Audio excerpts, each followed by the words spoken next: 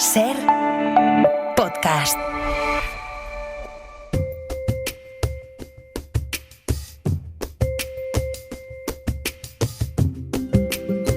Hoy por Hoy Magazine.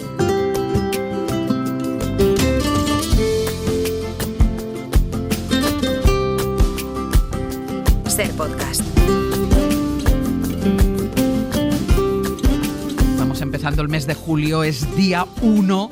Seguimos en plena ola de calor, dicen que termina hoy, ya veremos. Yo no sé si decir Comando Norte me provoca algo de frescor, pero a lo mejor Comando Norte no, pero Aitana Castaño, buenos días. ¿Qué tal, chicos? A Buenos ver, días. ¿Temperatura bien ahí? Sí, hoy ya volvimos a nuestros normales 20 grados, porque llevamos un fin de semana que cuidado, ¿eh? También de calor.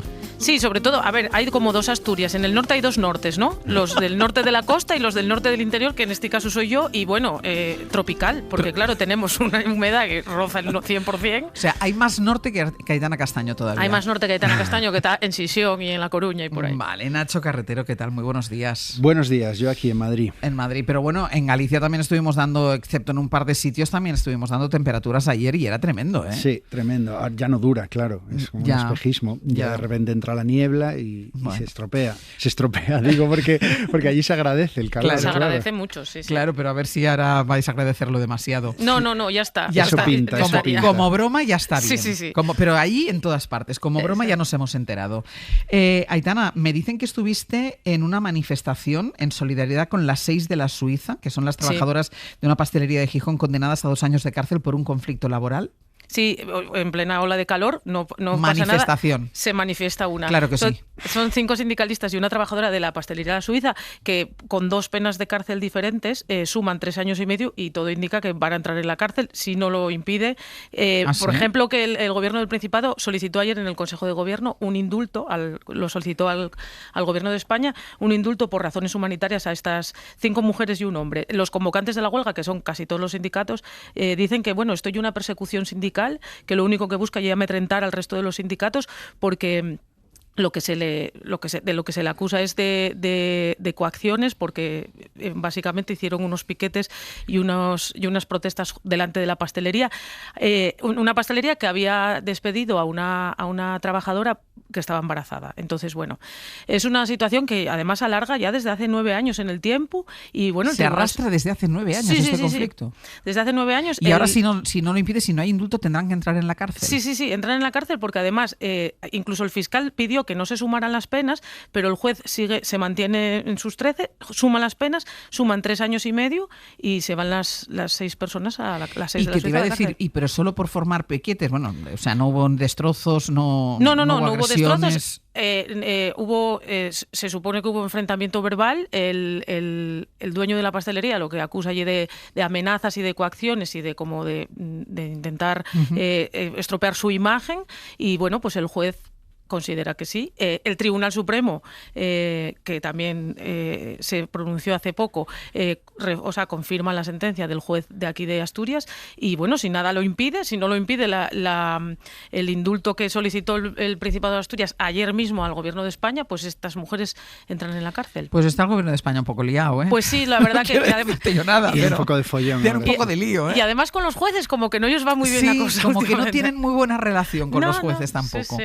Bueno, Pero bueno, veremos ya os a ver contaré. qué pasa. Pero le da a Aitana la vida para todo, porque le da para hacer de cronista en este programa, para hacer Sí. de colaboradora, para ir a manifestaciones y le da para grabar esto. Ah, sí. Esto le encantaría a Francino, que le encanta poner sonido de pájaros en su programa. Pues ya se lo pasaré también. ¿Tú lo escuchas bien esto, Nacho, sin ningún problema? Sí. ¿No tienes sí. ningún problema de oído? ¿Por qué me lo preguntas? No, pues nada. ¿Tú eres de los que te pones los cascos altos o bajos? Intento no ponerlos muy altos, pero sí, los pongo altos. La Vale. verdad es que sí. ¿Tienes algún problema de oído? Tengo... O sea, cosas de Nacho, por Cosas favor. de Nacho. Me alegro que me hagas esta pregunta. A ver, cuéntanos. Sí que tengo un pequeño problema, porque hace unos años detectaba que cuando me bañaba en una piscina y tal, pues me quedaba agua dentro y no conseguía sacarla. Entonces fui al otorrino y me explicaron, me inspeccionaron, yo es que tengo cosas raras, y me encontraron que tengo voy a decir cualquier burrada, menos mal que luego nos van a alguien te corregir corregirá. todo esto. Entonces Exacto. pido perdón por adelantado. Tengo los conductos auditivos, vamos a llamarles así, demasiado pequeños, de Ay, manera mira, que pequeñitos. pequeñitos, estrechitos. Entonces cuando entra el agua no sale, se queda dentro muchas veces. Entonces entra el agua fácilmente, pero sale Eso muy es tremendo, difícil. además, la sensación. Es muy incómodo. Pues yo siempre me verás ahí dando saltitos con una pierna Sí. y a veces Vale, ahora lo entendemos todo. Claro, entonces es desesperante, la verdad. Entonces un otorrino me dijo que tenía que operarme y la operación consiste en meter una especie de pelotitas dentro de mi conducto que se inflan y los hacen más grandes, de manera que permiten salir el agua. Le dije que gracias, pero que no que ya iba... te pondrás tapones. Ya me Que las pondré pelotitas tapones. en el oído, no. Que ya Claro, te pondrás entonces no me tapones. llamó mucho la atención la idea de operarme. Debería, esto es una tontería, debería, pero no lo hice, y que entonces debería usar tapones. Tampoco uso tapones. No, pues eso sí que deberías usar. Debería, lo sé, sé Vale. que debería. Bueno, y ahora- además que si te queda el agua, además luego te puedes marear. Pues no te voy a tienes agua, regañar, no. etcétera. Ahora te regañarán. No, yo lo voy Ya, a hacer, pero ya, ya. alguien te va a explicar lo que tienes que hacer. Tú, Aitana, ¿tienes problemas de oído? Sí, yo También. toda la vida. Lo que pasa que yo, mi profesional en este caso era mi abuela, que me lo arreglaba siempre con aceite de oliva y manzanilla. ¿Pero te lo ponía por el oído? Me lo ponía por el oído, porque yo siempre sufrí mucho, como también en la playa, tal, siempre tenía como que me entraba agua y se me infectaba o qué sé yo, me dolían muchísimo los oídos. Pero ya te digo que en mi caso la profesional era mi abuela, era aceite de oliva y manzanilla. Vaya no sé si a bronca la vez... nos va a echar el invitado. Bueno, oye, no sé, yo el aceite de oliva creo que sirve para muchas cosas. Aparte de paliñar, les ensaláis. Pues dejadme que expliquemos a los oyentes, porque os pregunto por vuestros oídos, porque teniendo en cuenta que en verano, sobre todo en estas horas de calor, que sufre todo el cuerpo, hoy queremos centrarnos en los oídos, porque en verano nos bañamos, nos metemos de cabeza en la piscina, nos metemos de cabeza en el mar, volamos, que a veces hay mucha gente que le duelen los oídos. Buah, a mí siempre. Bueno, siempre. nos resfriamos con los aires acondicionados. Menos mal que pasan consulta ahora, porque tengo muchas Pues preguntas. voy a pasar consulta con el doctor Ignacio Alcalá, que es otorrino, es divulgador de problemas relacionados con los oídos. Nos escucha desde Radio Melilla. Ignacio, ¿qué tal? Muy buenos días. Muy buenos días, Ángeles, Nacho, Aitana, ¿qué tal? Hola. Unos clásicos del oído habéis comentado. A ver, te has puesto, Ignacio, confiesa, te has puesto las manos a la cabeza cuando has escuchado uno que no se quiere operar por lo de las pelotitas y la otra que le ponían aceite de oliva en el oído. ¿Tú te has puesto las manos a la cabeza? No, porque como lo oigo cada día en la consulta, Bueno. estoy bastante inmunizado. Eran los 80, también hay que decir esto. Tú, Ignacio, tú también tienes un problema de oído, ¿no? Yo tengo un problemilla en uno de los oídos, sí. Yo tengo una sordera unilateral. Eso significa que, bueno, pues que solo oigo por mi oído izquierdo. Sí. Y bueno, es una cosita con la que he convivido toda mi vida, desde bien niño. Así ¿Pero que es de nada, lo tengo nacimiento bastante o te integrado. salió? Ignacio, ¿es de nacimiento? Es o te una, salió? bueno, las sorderas no salen, digamos como que se Ya, bueno. producen en consecuencia de algo. Esto fue consecuencia de una infección, Ajá. infección que tuve de pequeñito, bastante grande, con varias cirugías y tal. Y bueno, a raíz de eso pues perdí la audición del oído derecho. ¿Y eso te llevó a hacerte otorrino? No tiene nada que ver. Bueno, yo ahora cuando lo cuento, la verdad que la historia queda bastante chula, ¿eh? No, porque le da un poco ahí Heroico. como de empaque. Sí, pero bueno, la verdad que sí, porque al final cuando yo muchas veces va todo un poco relacionado, ¿no? El tema de divulgar sobre el oído y hacerme otorrino, pues cuando eres niño y no entiendes nada de esto, hay una parte de ti que quiere también explicar un poco a los demás qué es lo que pasa, ayudarle. Entonces, digamos que sí, que va la cosa un poco por ahí. Además, desde pequeñito también toco el piano. Estoy bastante metido en el mundo de la audición, del oído y del sonido. Sí, sí. ¿Debería operarse, Nacho? Presión. Es una gran pregunta, Mira, Nacho, lo primero que te Dígame, diría es doctor. lo primero que te diría es que el oído no es un pozo, ¿vale? Quiero decir que si se te queda algo de agua en el oído, pueden ser unas gotitas, que eso puede ser más o menos incómodo y puede producirte más o menos molestia. Pero al final la cirugía que te han propuesto es una cirugía, en tu caso en concreto, de calidad de vida. Pues si no te la haces, pues efectivamente puede que tengas molestias. ¿Yo te obligaría a pasar por quirófano? No, yo creo que hoy en día estamos abandonando la medicina más paternalista y los pacientes tienen también que decidir un poco qué quieren, sobre todo en estos casos que no son vida-muerte, ¿no? Entonces, bueno, Pero sí usar creo que tapones, no. ¿no? Pero sí usar tapones. Eso es, si te da guerra sobre todo, si te gusta mucho bañarte, si te gusta nadar y claramente te produce molestia o incluso si te produce alguna infección de la pielecilla del oído, cosa bastante frecuente en estos casos, unos tapones te resuelven la vida fantásticamente. ¿Puedo hacer una Claro, pregunta, No, Ángels? no, antes de- porque nos vamos a publicidad. Es que yo sabía que esto hoy iba a pasar. Sí. Sabía Vale, que vale. iba a La pasar. ansia. Vamos a hacer una pausa y a la vuelta seguimos hablando y seguimos preguntando al doctor Ignacio Alcalá todo lo que necesitamos saber sobre oídos, audición, ruidos, qué hacer para protegernos los oídos. Siempre, pero ahora especialmente en verano, que es una época que, aunque el oído, me ha encantado esa frase, no es un pozo, que uno piensa cuando tiene agua en el oído que le ha entrado el océano entero. Y ahí se queda para siempre. Pero no, son unas gotitas. Una pausa y seguimos.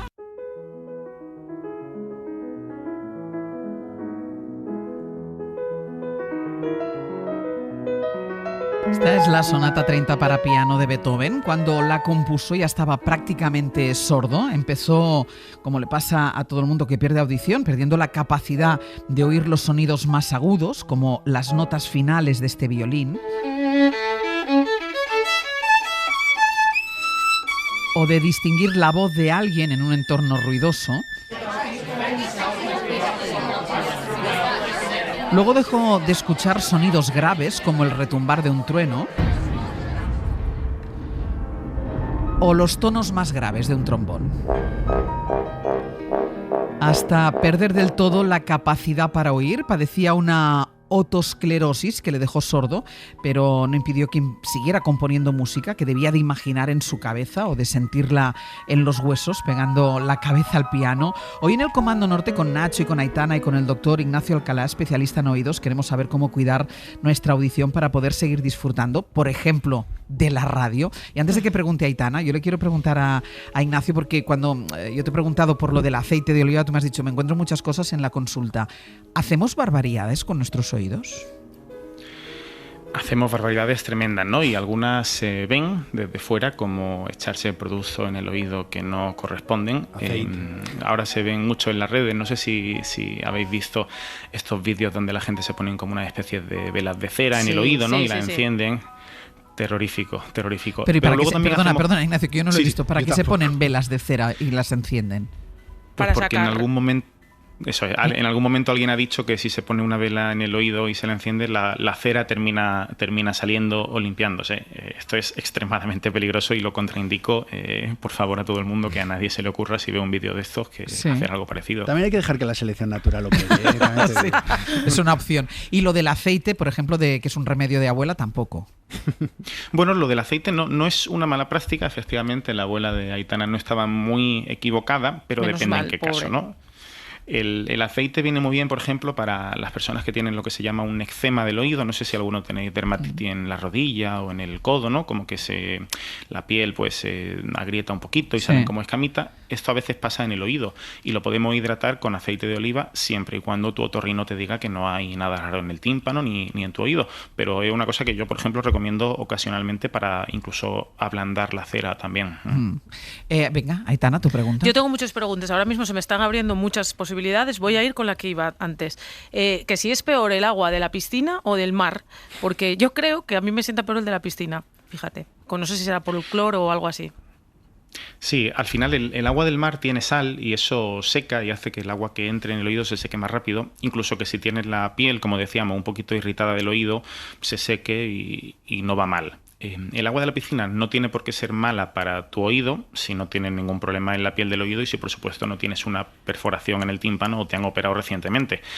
En cualquiera de estos dos últimos casos no metas la cabeza debajo del agua en ningún agua.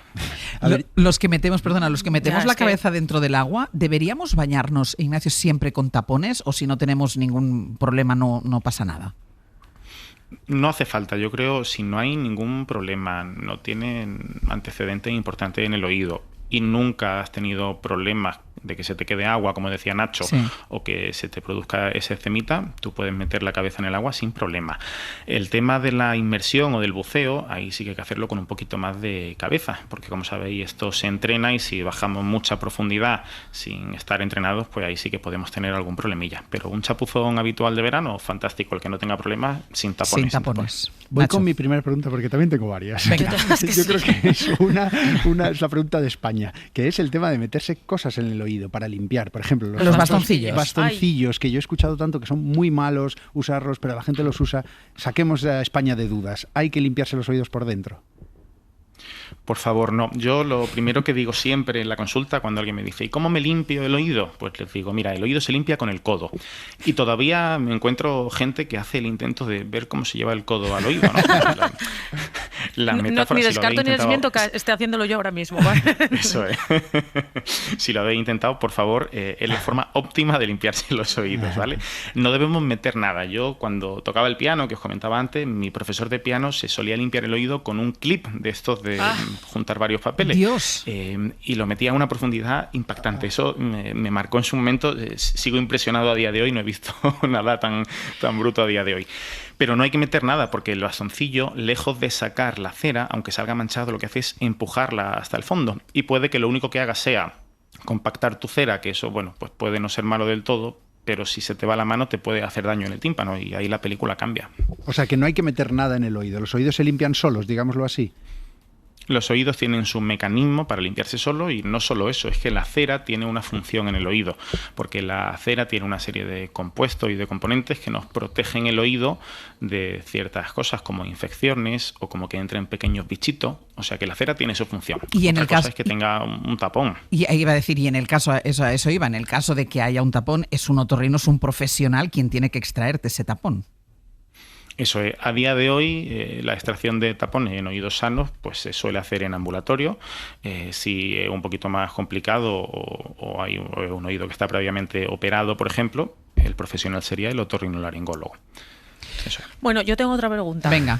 Cuando vamos en avión o, por ejemplo, estamos bajando una montaña o algo así y se nos taponan los oídos, ¿es cierto que a taparse la nariz e intentar como, no sé si es el concepto, soplar por los oídos para destaponárselos, ¿es bueno o es malo? Yo lo hago todo el rato, ¿eh? Yo todo el Esperemos rato que sea también. bueno. No va a ser. Pues mira, no es malo, no es malo. Vale. Lo que pasa es que tenemos que hacerlo con cierta suavidad. Eso se llama una maniobra de Valsalva. Intentamos meter presión en el oído a través de la nariz. Y es que, como sabéis, la nariz y el oído se comunican mediante la trompa de Eustaquio y con grandes cambios de presión, pues el oído muchas veces no es capaz de compensar y con maniobras como esta podemos arreglarlo. Otras posibilidades menos dañinas serían forzar un bostezo, beber algo de agua o masticar chicle. Pero esta maniobra que me comentas tú de tapar la nariz y soplar, con suavidad se puede hacer sin problema. Y esa, ahora me toca a mí, que soy la mayor de todos. Entonces, como soy la mayor, yo quiero preguntar, ¿siempre se pierde audición con el paso de los años? ¿O no tiene por qué? Pues mira, Ángels, al final, pues todo con los años nos vamos deteriorando. Algunos nos deterioramos más rápido y otros más lento, pero la realidad es que si todos viviéramos muchísimo, todos terminaríamos perdiendo audición. Hay quien la pierde antes, ¿no? Y eso tiene un nombre técnico que se llama presbiacusia. Igual que la presbicia, que nos suena a todos, ¿verdad? Pues en el oído se llama presbiacusia. Y hay una serie de factores que pueden agravar o acelerar este proceso. Y aquí me quiero detener un segundo y hacer un poquito de concienciación, que es la exposición a ruidos intensos de forma continuada. Eso es lo que mayor riesgo supone para una pérdida de audición precoz y por eso me gustaría pararme un segundo e insistir en lo importante que es evitar exponerse a ruidos fuertes durante mucho tiempo. ¿Qué entendemos por ruidos intensos? ¿Que yo lleve los auriculares muy altos es un ruido intenso? Pues mira, si llevas los auriculares y no eres capaz de hablar con la persona que está al lado, con el auricular puesto, mal asunto. O sea, si no escucho sus respuestas.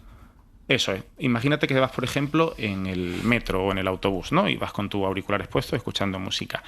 Habitualmente, para escuchar a un volumen adecuado, tenderás a subir el volumen por encima del ruido que hay fuera. Claro. Y los ruidos que suele haber en la calle son 80-90 decibelios. Es decir, estás exponiendo tu oído a intensidades importantes. Eso durante periodos prolongados es un daño silencioso, ¿no? O sea, silencioso en el sentido de que no lo vemos, ¿no? Parece que no, pero como digo yo, el ruido mata y lo hace de forma silenciosa, ¿no? Entonces, bueno. O sea, ¿Y por qué crees, Ignacio, que hay un cierto estigma con los audífonos? Lo digo porque cuando perdemos visión, nadie tiene ningún problema en ponerse unas gafas o unas lentillas o lo que sea. Y en cambio, cuesta mucho. Hay gente, yo he convivido con gente que tiene problemas de oído y que no quiere o reconocerlo o no quiere llegar al momento del audífono. ¿Por qué tiene este estigma? Bueno, yo creo que los de las gafas lo han sabido vender muy bien, ¿no? Casi como un accesorio de moda a día de hoy y eso está muy bien. Yo creo que el tema del audífono es porque antiguamente solo llevaban audífonos las personas mayores, ¿no? A partir de cierta edad, entonces si alguien te ve con un audífono, automáticamente tú piensas, ¿no? Por ese estigma, por esa etiqueta, te sientes como más viejo. La realidad es que en los últimos años hemos cambiado de tener audífonos gigantes con petaca y unas cosas tal, a unos audífonos que son muy pequeñitos, que se ven muy poco, con conectividad, y poco a poco yo veo, está costando, pero poco a poco yo veo en el día a día que esto mejora. Esto y además mejora es que la percepción. Mejora la calidad de la vida de la gente muchísimo. Mi suegro se lo puso hace poco y su calidad y la calidad del entorno. Y de la del entorno, pero además es que él estaba súper reticente a ponerlos y los puso y le cambió la vida. Además que es que el estigma mejor. no es solo con los audífonos, es que hay cierto estigma con la sordera. O sea, como que la sordera es motivo de burla, o cuando alguien que no escuchas, abuelo, y en cambio eso no ocurre, por ejemplo, con problemas de visión. Nadie se burla de alguien con problemas de visión. Que ve menos. Hay cierto, no sé, Ignacio, si tú también lo ves, que hay cierto como estigma, no ya con los audífonos, sino con la sordera misma. Sí, yo lo percibo y ahora hablo como paciente, no como otorrino. Yo desde pequeñito, por ejemplo, esto era una cosa que yo siempre he tendido a ocultar, el tema de mi sordera unilateral, porque muchas veces como que no te enteras del todo de lo que te dicen y eso te da la sensación un poco de uy, soy tonto, no me entero, o los demás puedan pensar que eres tonto, ¿no? Esto afortunadamente, y como bien decíais, va cambiando poco a poco, porque con la implementación de tecnologías nuevas en los audífonos, la aparición de implantes cocleares y de otros tratamientos que hay, como que ya todo el mundo socialmente va aceptando que la sordera se puede tratar y que no pasa nada. Quiero decir que es un tema que hay que solucionar y ya está. Estuvo no hace mucho aquí el escritor colombiano Héctor Abad Facio-Lince, que acaba de sacar el libro que se titula Ahora y en la hora, y que cuenta cómo él sobrevivió a la explosión de un misil en Ucrania y le salvó la vida el hecho de no escuchar por un oído, porque pidió que cambiarse de sitio en la mesa, porque no podía escuchar al que tenía al lado, y falleció la persona que ocupó el sitio que él se levantó. La verdad es que el libro, y fue por eso, porque no escuchaba de un oído y pidió que le cambiaran el sitio. ¿No oír también te aísla de la gente? Definitivamente. Al final, tú piensas que si no oyes, terminas por no esforzarte por mantener una conversación y eso va haciendo que poco a poco te vayas retrayendo más. De hecho, está súper estudiado y no tenemos ninguna duda que las personas que no oyen tienen más riesgo de tener deterioro cognitivo, ¿no? Pues al final no te relacionas porque no oyes, y como no oyes, no te relacionas y eso hace que dejes de estimular tu cerebro. Por eso es tan importante, si hay una pérdida, poner audífonos, tanto en niños como en adultos. Claro. Ignacio, vamos al oculista, vamos al dentista, vamos al ginecólogo, pero no vamos al otorrino. ¿Tú cuánto vamos cuando tenemos que renovar el carnet de conducir. Exacto. Que te hacen una prueba. ¿Cuándo recomiendas tú que vayamos, cada cuánto recomiendas que vayamos al otorrino o que pidamos a nuestro médico cabecera que nos dé una revisión otorrinolaringológica? Pues mira, yo creo que esto también va cambiando un poquito más. A lo mejor yo estoy un poco sesgado, pero sobre todo los profesionales que se dediquen de una forma habitual, ¿no?, a trabajar con ruido, pues yo veo interesante que se hagan revisiones periódicas, porque al final también es un tema laboral. Yo no creo que haya que ir al otorrino sin un motivo claro, pero en el momento en el que nosotros empecemos a notar que oímos pero no entendemos, o que empezamos a tener un ruido en el oído, o que tenemos cualquier duda, pues habrá que solucionarlo, ver si hay algo importante o si no está pasando nada, o si hay que hacer o no hacer algo, porque hay veces que no hay que hacer nada, ¿no? Pero sobre todo el te oigo pero no te entiendo, yo en el tema auditivo, eso ahí sí que recomendaría hacer una valoración. Y una última cosa, porque has hablado de los ruidos en el oído, los acuífenos, los pitidos en los oídos, que hay mucha gente que lo sufre y que me dicen que tiene que es tortura, que tiene difícil cura eso. Bueno, para todo el mundo que nos escuche, el tinnitus o el acúfeno, ¿no?, que serían como es lo mismo al final, es lo que ha sentido cualquiera que haya ido a un bar con la música muy fuerte y al salir haya notado un pitido en el oído, ¿no? Porque hay gente que escucha los términos y como que no lo entiende del todo. Al final esto es un síntoma, ¿no? Y los síntomas tenemos que hacer primero un estudio y ver cuál es la causa. La inmensa mayoría de las causas que producen acúfeno pues tienen que ver con pérdida de audición.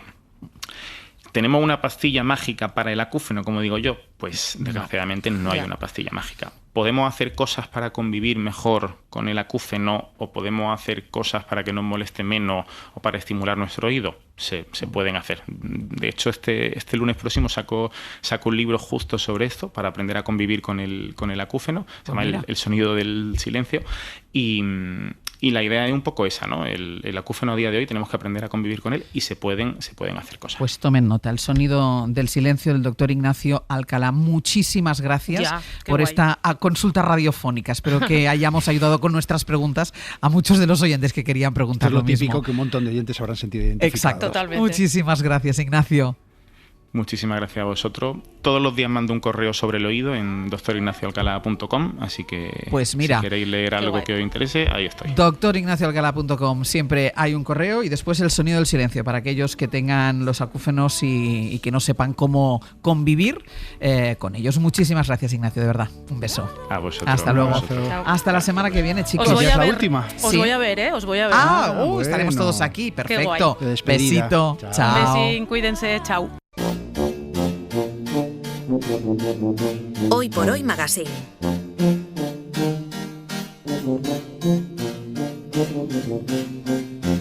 Ser podcast.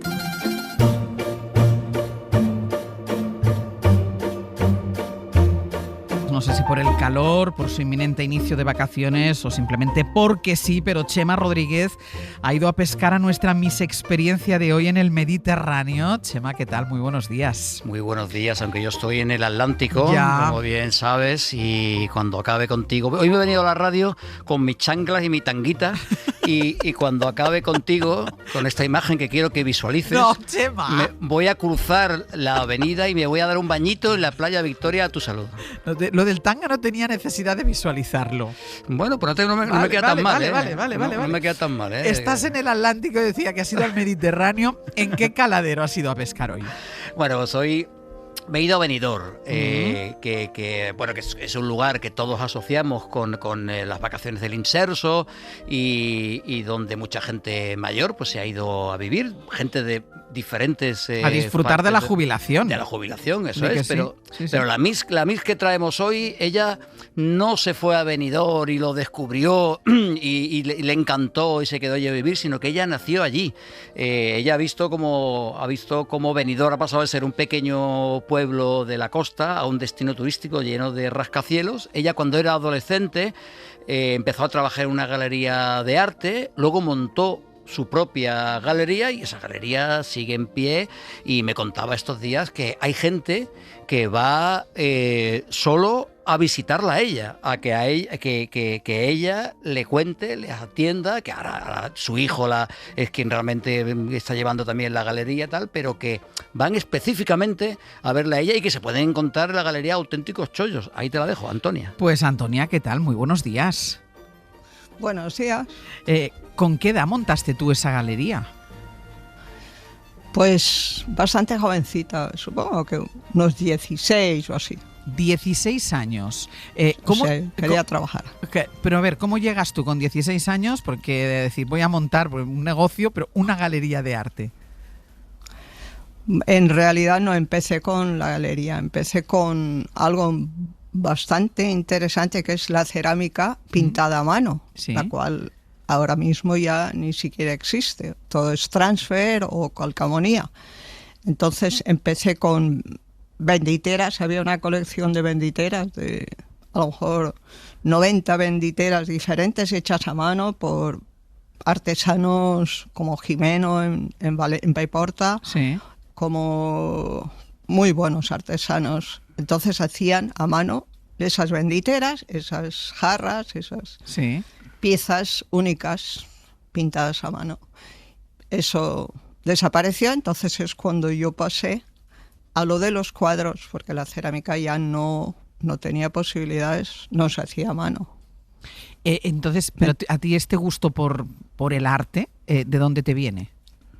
Pues me viene porque muy jovencitas, cuando salía de clase me iba a un estudio, un tal Jimeno Granell, sí, un artista valenciano, becado todo su tiempo de estudios, que estaba de profesor en Madrid y se vino a Benidorm, se enamoró de Benidorm, como todos nosotros, y se quedó aquí.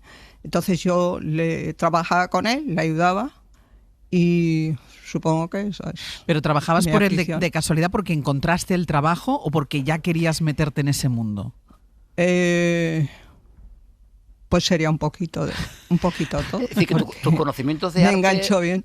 ¿Tus conocimientos de arte son autodidactas o has sido formado Sí, también a lo largo sí lo del- son, sí lo son, pero yo lo llamo ahora una deformación profesional, porque cuando veo algo, lo veo, de verdad lo veo. Pero claro, porque empecé hace Claro. muchísimos años. Tienes el Y ojo, además me interesaba. tienes el ojo más que acostumbrado a ver arte. Exactamente, es para mí, yo digo una deformación, pero es todo lo contrario, sabes las posibilidades y las que no, cuando no las hay también, ¿Y aunque la no gente, lo digas. la gente que compra arte entiende de arte? No, en general no saben nada. O sea, ves entrar en la galería a alguien y depende al cuadro o al hueco que se dirija, pues es que sabe un poco o es que no sabe nada. Eso es muy fácil de ver. Dime una cosa, ¿en tu familia había alguien que tuviera vinculación con el arte o que te lo hubiera metido a ti? No, para Nada. Mi padre era navegante, era de mercantes, iba en mercantes importantes por todo el mundo, nunca estaba aquí.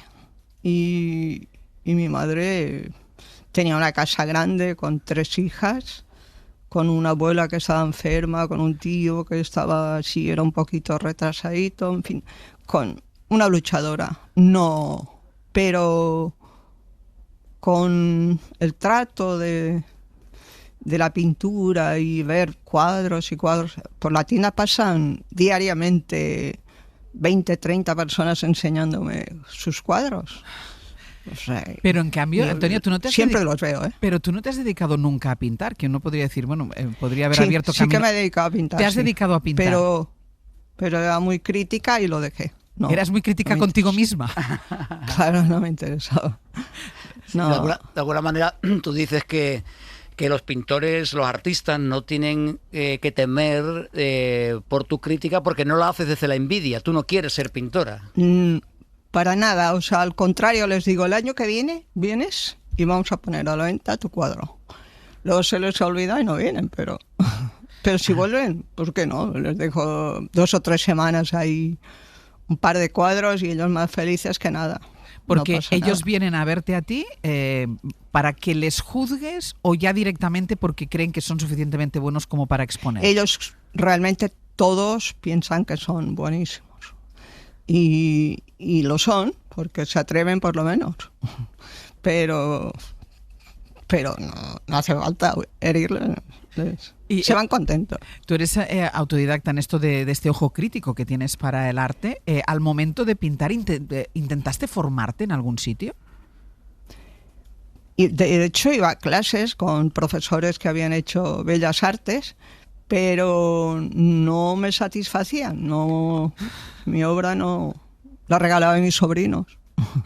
¿Eres muy exigente, dirías, Antonio? Sí, seguramente soy muy exigente. Seguramente sí. O sea, no te gusta cualquier cosa. No me gusta cualquier cosa porque he aprendido en el trayecto de este tiempo, no es por otra cosa. ¿Qué tiene que tener una obra de arte para que, bueno, iba a decir, para que a ti te guste, para que guste? Porque es verdad que tú dices, entra en la galería, entra gente que no sabe de arte, pero puedes no saber de arte y que la obra te emocione, eso es posible. O sea, ¿qué tiene que tener un cuadro para que te llegue? No sé, tiene que tener soltura, tiene que no ser amanerado el pincelazo, yo qué sé, es que hay tantas cosas en un cuadro que... Y todos los cuadros tienen algo, pero que te emocione es importante. Si el cuadro te gusta, cómpralo, colócalo y ya. Y los pintores están encantados con sus cuadros. Todos. No quieren venderlos, muchos de ellos no quieren venderlos. Muchos no quieren vender los cuadros. No quieren venderlos, los guardan. Bueno, los herederos tendrán para vender. Los herederos lo regalarán. Pero es así la vida. ¿Eso pasa también a menudo? Que sí, que los herederos luego no quieren los cuadros. Vienen continuamente, cada día vienen 2, 3, 4 personas diciendo, tengo cuadros. Digo, es que yo también tengo muchos. Y lo que quiero es poder vender alguno. ¿Y qué le voy a decir? Antonia, ¿cómo era ese Benidorm cuando tú montaste esa galería? El Benidorm de tu adolescencia y de tu infancia. Era precioso y sigue siendo precioso. Sigue siendo bonito Benidorm. Sigue siendo muy bonito. Hay los sitios perfectos para bañarte, para tomar copas. Benidorm es perpetuo, esto es. Así es que está de lleno, demasiado lleno. Pero el de antes de los rascacielos, ¿cómo era? Eso ha sido lo más inteligente que se ha podido hacer en Benidorm, los rascacielos. En lugar de espacio, para arriba, muy bien. Bueno, todos los urbanistas elogian el modelo urbanístico de Benidorm. Yo estoy contentísimo. ¿Y no ha perdido la esencia de lo que era el pueblo? Para nada. El pueblo sigue estando, lo que pasa es que hay que saberlo buscar. Y que no sea mitad de julio hasta mitad de agosto. El resto del año, estamos hablando de un solo mes, que es un poco incómodo, pero lo demás, aquí se está muy bien. Sí, el mito de que hay que ir a las 7 de la mañana para... Eso solo ocurre para coger sitio en la playa. Eso ocurre solo en agosto, ¿no? Sí. Y además en Levante, en Poniente, todavía hay mucho sitio en la cala, mucho. ¿Cómo eran aquellos? Porque al principio llegaban hippies, ¿no, Benidorm? ¿Cómo? Llegaban hippies, digo, mucha gente hippie buscaba en Benidorm. Sí. ¿Y eran mis amigos, sí. ¿Cómo era aquella gente? Eran los auténticos hippies ingleses que se venían para acá y hacían locuras como hacen ellos. Y muchos... Pero bonitos, muy bonitos. ¿Y ha quedado algo de eso? No, eso ni siquiera en Ibiza ya no hay nada, ya no. Eso se perdió. Pero muchos se quedó en el recuerdo. Pero muchos de ellos sí que se quedaron a vivir ahí. Se quedaron a vivir, sí, en Altea más que en Benidorm. Como que Altea les llamaba más la atención, o que ahora ya no están. Han desaparecido, no. La gente se muere también. Evidentemente, y mucha de esa gente que pasa por Benidorm en verano, en la temporada alta, ¿entran en la galería por curiosear? Sí, en la galería, si tienen buen ojito, entran. Porque es que hay una tipo tienda y después hay una galería que ahí solamente hay cuadros muy, muy, muy buenos. De abstracción, clásicos, de todo hay. Hay gente... Pero no dejas pasar a cualquiera a esa galería. No. O sea, venir a verla sí, pero poner cuadros suyos ahí no le dejamos. O sea, tiene que tener una cierta calidad para podérselo ofrecer al público, que el público, si fuera listillo, podría comprar obra muy interesante. Anoche hice conté así por encima, yo qué sé, habrá unos 600 cuadros. ¿Sí?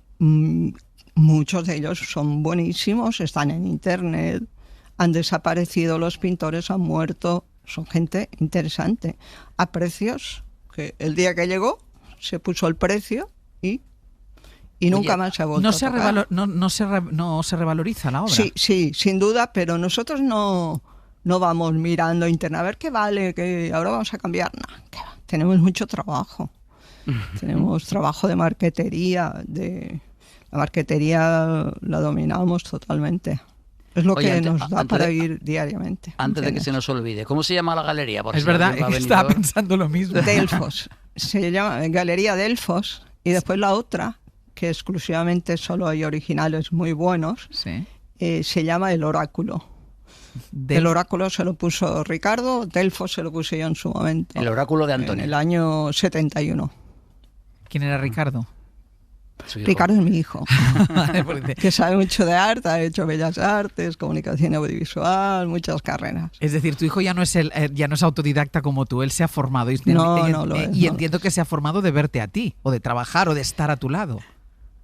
Pues ese sí que nació con algo, porque miraba los cuadros de pequeñito, era muy pequeñito, y yo, qué niño más repelente, decía, mamá, ahí, esa perspectiva, por favor, niño. ¿Quién te enseñó ese palabra? Oye, Ya antes de que se nos olvide y ya se nos vaya el tiempo, que Antonia tiene un barquito pequeño en la que todos los domingos sale con su hermana mayor de 85 años, se van a navegar Exactamente. y a pescar, y cuéntanos eso.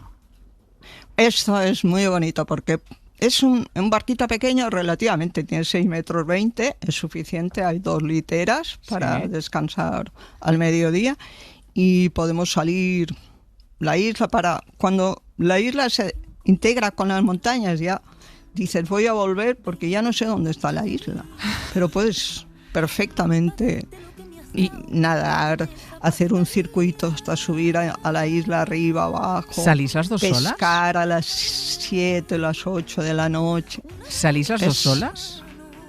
Las 2 horas, sin duda, sin duda. Cuando llegamos a alguien, molesta. Se marea. Ala, que si devuelve, que si la vuelve a dejar en tierra. Que mejor solas, Antonia, que mejor solas. Mejor solas. Ha sido un gusto conocerte y conocer esa galería que está en Benidorm. Muchísimas gracias. Quiero que te acuerdes, galeriadelfos.com. Pues minúsculas. Galería. Me gustaría que vinieras a vernos. Pues lo intentaré seguro. Un beso bien grande, Antonia. Chema, hasta la semana que viene. Adiós. Venga, Metanga y yo nos vamos a la playa. Hoy por Hoy Magazine.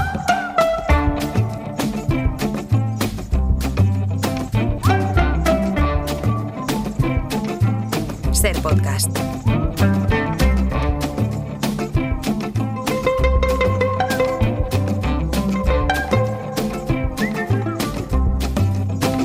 You know you better stop making your apology.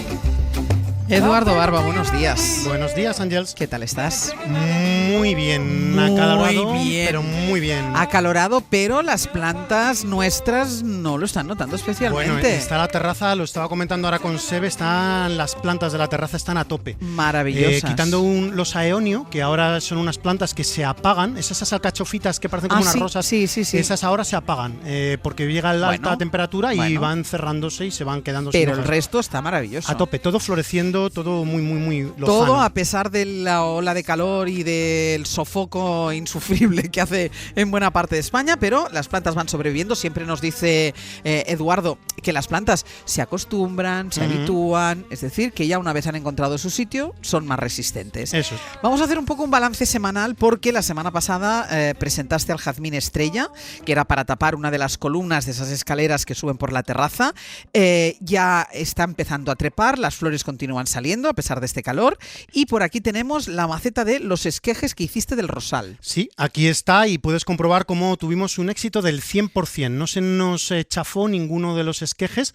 Salieron la docena de esquejes que pusimos, Sebe y yo, y bueno, pues la he metido hoy porque voy a separarlos, ¿no? Lo tendría que haber hecho antes, bien es cierto. ¿Porque hay demasiados? Bueno, porque esta era la maceta del medio de cultivo, es decir, era la maceta que yo utilicé para hacer el esquejado. Después no tendría sentido mantener aquí todos los rosales. Porque hay la posibilidad, una vez has esquejado y los has puesto todos en la maceta, que alguno no hubiera prosperado. Sí, exacto. Bueno, lo normal es que siempre se vaya algún esqueje. Lo que pasa es que, bueno, nosotros los seleccionamos muy bien. Es verdad que no teníamos mucha materia vegetal y puse todos los que pude.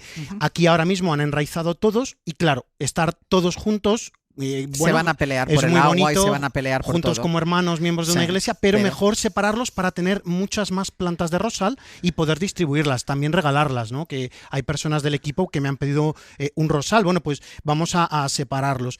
Aquí están en una maceta de tan solo unos 15 centímetros de diámetro, son demasiados, ¿no? Pero han florecido y todo. Exacto, han ido tan bien que incluso, y están tan fuertes que han florecido, como puedes comprobar, ¿no? Pues rosal cepeti. Pero no sé si te estás dando cuenta, Ángels, de una cosa que les pasa a la gran mayoría de los esquejes que tenemos aquí en las hojas. ¿Qué les ocurre? Pues que tienen primero unas manchitas y después de las manchitas tienen unos agujeritos en las hojas. Bueno, pues ahí está atacando un bicho. Un bicho que tanto te gustan, que tanto nos gustan los jardines. Ojo, hay que tener bichos en los jardines si queremos que estén sanos, tantos de los que nos hacen más gracia Ahí está Marcos ayudándonos, pero no les vamos a echar ningún insecticida. No, esto él no lo hará nunca. No lo Tú y yo vamos lo a hacer. haríamos, pero Eduardo esto no lo hace nunca. No le vamos a echar nada de frus. Nada. Y lo que vamos a ver es que aquí lo que tenemos es la falsa oruga del rosal. Te enseño cómo es. Mira, aquí ves a dos hermanas. Sí. Están aquí abrazándose. Orugas de las de toda la vida. Orugas de toda la vida, pero ojo, se llama falsa oruga del rosal. ¿Por qué?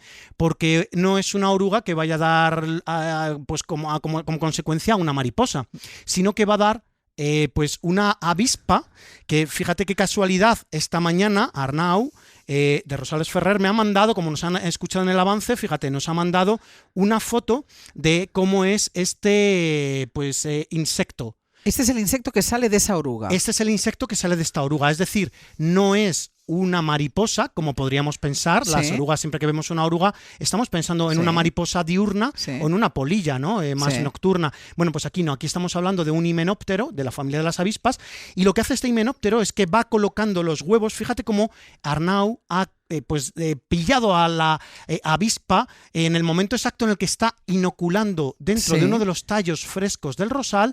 Fíjate que está haciendo unas heridas. Sí. ¿Ves unas heridas? Como unas marcas. Como unas marcas, como si fuera de una cremallera, se suele comparar siempre. Bueno, pues ahí está inoculando los huevos de esta falsa oruga. Y entonces, bueno, pues es una oruga que va a comerse literalmente las hojas del rosal. A veces, si el ataque es muy fuerte, lo deja totalmente defoliado, pero hay que hablar que, bueno, que esta avispa tiene también su utilidad en el jardín. Bueno, no he dicho el nombre científico, que es Argeocropus. Argeocropus. Bueno, pues aquí lo que estamos viendo es que va a ser alimento de las avispas verdaderas, de las que nos dan tanto miedo muchas veces, pero que no nos hacen tanto, porque si no las hacemos nada, normalmente no nos van a picar. Bueno, pues las avispas son unas grandes ayudantes del jardín. ¿Por qué? Yo siempre tengo avispas en mis plantas, en mi terraza, pues siempre hay, aquí también hay, van paseándose y van buscando por detrás, por el envés de los tallos, por el envés de las hojas, perdón, por los tallos de las plantas, y van buscando orugas. ¿Orugas por qué?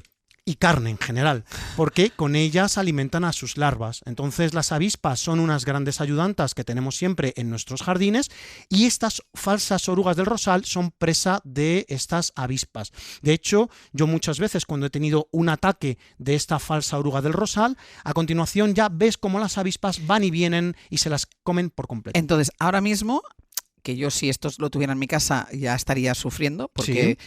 No hay que hacer nada y esperar que las avispas se coman a las orugas, a las falsas orugas. Bueno, de hecho aquí... ¿Y si no aparece ninguna avispa? Bueno, si no aparece ninguna avispa, las podemos retirar. Si tenemos un rosalito, pues lo podemos retirar mecánicamente nosotros. Si no, damos un manguerazo también. Bueno, podemos ver cómo actúa la naturaleza. La naturaleza es que es una cosa muy bonita, cómo se autoequilibra. Y bueno, vemos que aquí, por ejemplo, ya no queda ni una sola oruga. ¿Por qué?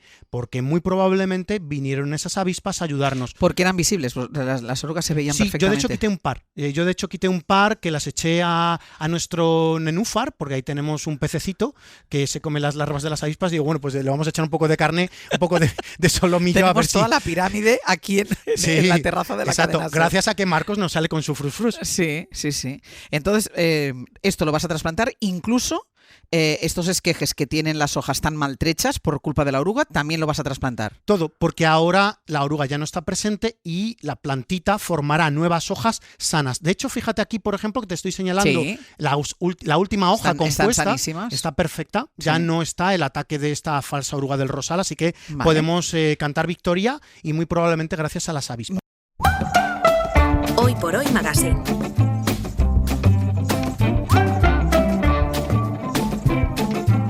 Ser podcast.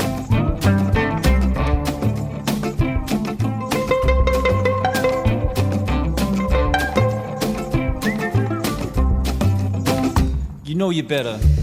Seguimos metidos en el jardín de Eduardo Barba. Ya hemos conocido a la falsa oruga, que es la que ha dejado un poquitín maltrechas las hojas de este rosal, pero que las abejas ya han venido y han dado buena cuenta de las falsas orugas, con lo cual este rosal Cepeti ya está maravilloso, solo habrá que trasplantarlo. Ahora seguimos hablando de otras plantas, pero primero Pedro desde Barcelona, buenos días. Buenos días. Hola Pedro, a ver, cuéntanos, ¿qué le quieres plantear a Eduardo? A ver, no sé si requiere un especial, pero en este caso, algo breve. Yo quisiera saber para qué especie recomendaría él para tener un jardín inolvidable en un sentido, en el perfume. ¿Cuál sería el jardín perfecto, inolvidable por su perfume? ¿Qué configuración debería tener y qué especies podríamos plantar para no olvidarnos nunca de él cuando lo atravesamos? A ver, ¿en qué parte de España quieres tener este jardín inolvidable? Porque eso es importante. Bueno, hay un problema. Es Alicante, es zona desértica, pero también admito sugerencias un poco más al norte, con más lluvia y más humedad. Noche y día, Pedro. Claro. Eso es como dices. El espectro es muy amplio. Dice que me recomiendas para comer, pero también para cenar.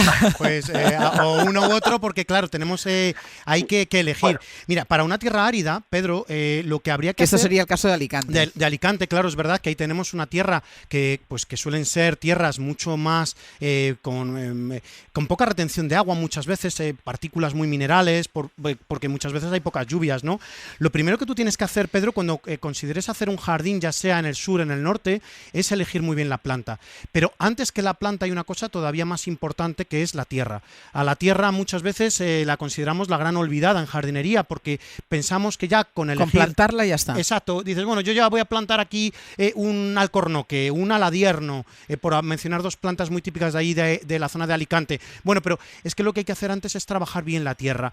Sea lo que hagas, y en la zona en la que estés, lo primero que tienes que hacer, Pedro, es el gestionar bien la tierra, cuidarla mucho. ¿De qué manera? Añadiendo materia orgánica.